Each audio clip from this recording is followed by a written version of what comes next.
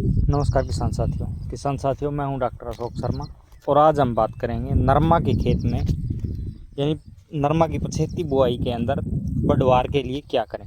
किसान साथियों, कई किसान साथियों के मैसेज आते हैं, फ़ोन आते हैं कि जिन किसान साथियों ने जो नरमा की फसल है जो थोड़ी लेट बोई थी, बुआई के समय में लेट हो गए थे, या फिर जिन्होंने डोली की बिजाई की थी या बोते समय जो है खाद नहीं डाला था, उनकी जो फसल है वो गड्डी गड्डी रह जाती है, वो ग्रोथ नहीं ले पाती है।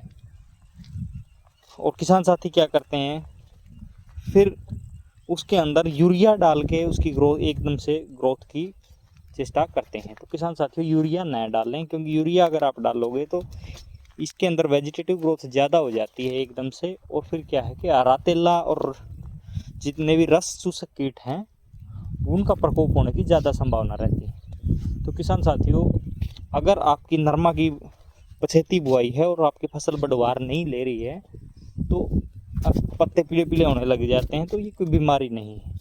तो आपको क्या करना है कि पौधे की बढ़वार के लिए आपको NPK 19-19 की लेना है। NPK 19-19 लें, जिसके अंदर नाइट्रोजन, फास्फोरस और पोटास 19% होता है तीनों। तो उससे क्या है कि आपके पौधे को एकदम से ग्रोथ मिलेगी। और जो है नाइट्रोजन, यूरिया हम डालते हैं तो उसमें 40% नाइट्रोजन होती है और कोई दूसरा पोषक तत्व होता नहीं है, केवल वेजिटेटिव ग्रोथ को बढ़ावा देता है, जिसके अंदर पौधे के अंदर ज़्यादा रस बन जाता है और रस चूसक कीट जो है वो ज़्यादा होने की संभावना, वेजिटेटिव ग्रोथ ज़्यादा हो जाती है और रस चूसक कीट ज़्यादा होते हैं। और नरमा के अंदर तो खासकर रस चूसक कीटों का अटैक बहुत ज़्यादा होता है, इसलिए यूरिया देने से बचें।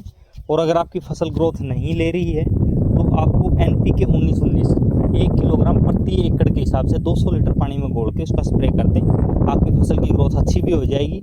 और जो पोटास और फास्फोरस हम देंगे स्प्रे के माध्यम से, उससे क्या है, रोग प्रतिरोधक क्षमता और प्लांट की जो जड़ों की ग्रोथ है वो अच्छी होएगी और उसका रिप्रोडक्टिव हेल्थ भी फसल का जो है बढ़ेगा।